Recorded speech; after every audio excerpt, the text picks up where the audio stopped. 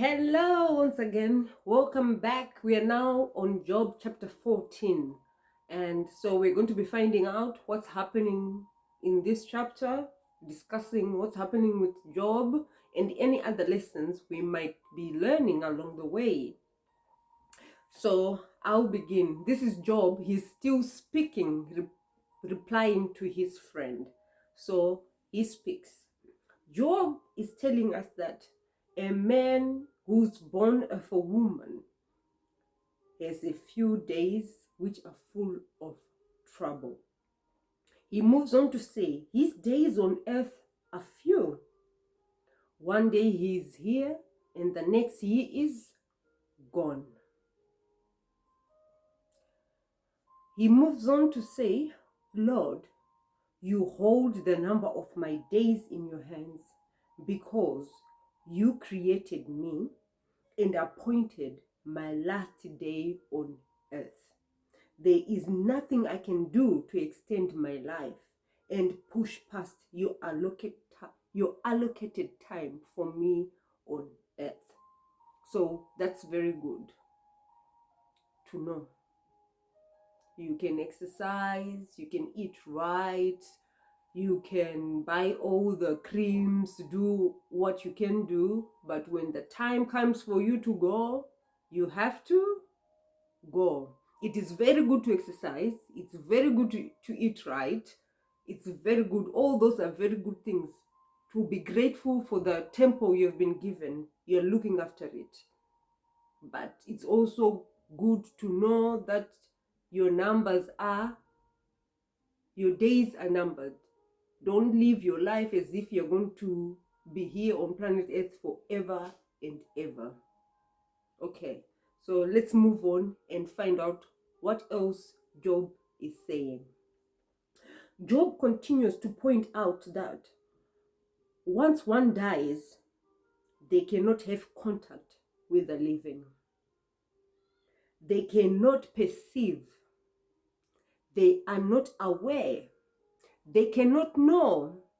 They cannot understand what is happening with their relatives, husband, wife, children, or even their friends. Even when we come and try to honor them, they still will not understand.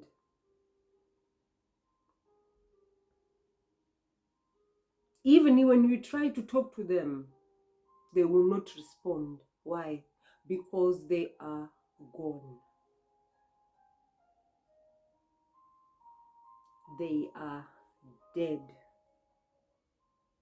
However, there is a statement Job says, it makes me wonder, could it be that even though they are gone,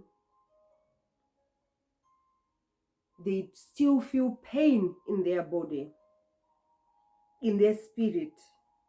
They still have some kind of awareness,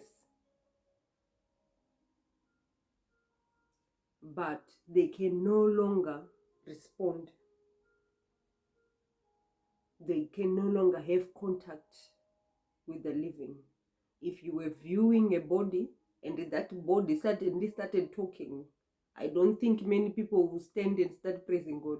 Everybody will be out, on their way out of that room, because it is quite a scary thing. Though there have been miracles where people have been prayed for and they've come back to life, but it has been an intentional.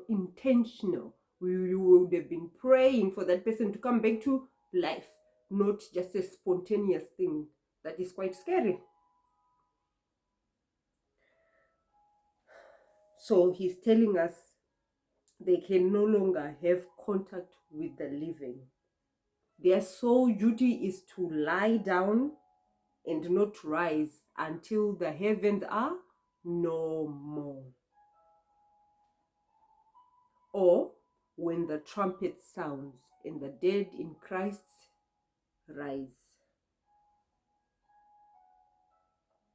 So, can you explain to me what exactly is necromancy? How is that possible? Who are you speaking to exactly? That's just something to think about. You've heard what the Bible has to say. The dead cannot have contact with the living. I know sometimes Christians, we can go back to say, oh, but Saul called Samuel and they spoke.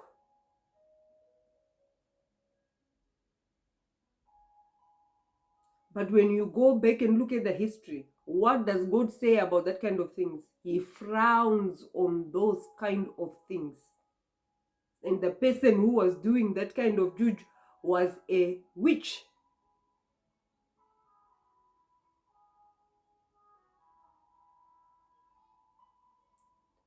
So it's nothing if you are claiming to be a Christian. You have no business talking to the dead. You miss them.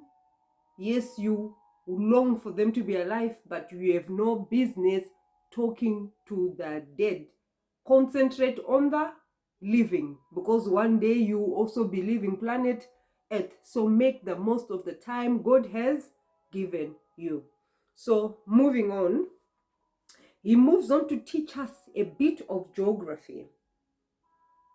For instance, he tells us that when water disappears from the sea, the rivers become parched and dries up.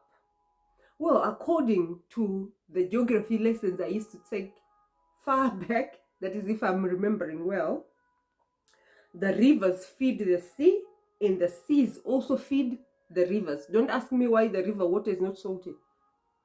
That's up to God, but that's how it works.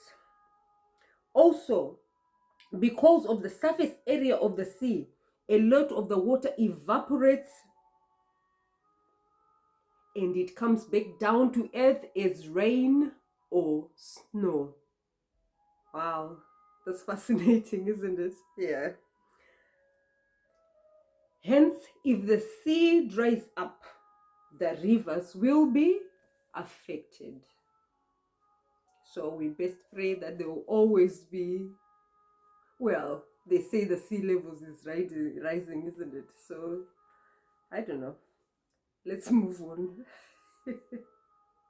Job goes on to tell us how mountains wear away and disappear. He tells us that water grinds the stones to sand. Torrent wear away the soil. Wow. Soil erosion explained to us. Also, if you have a tree that you truly want to get rid of, the best thing to do is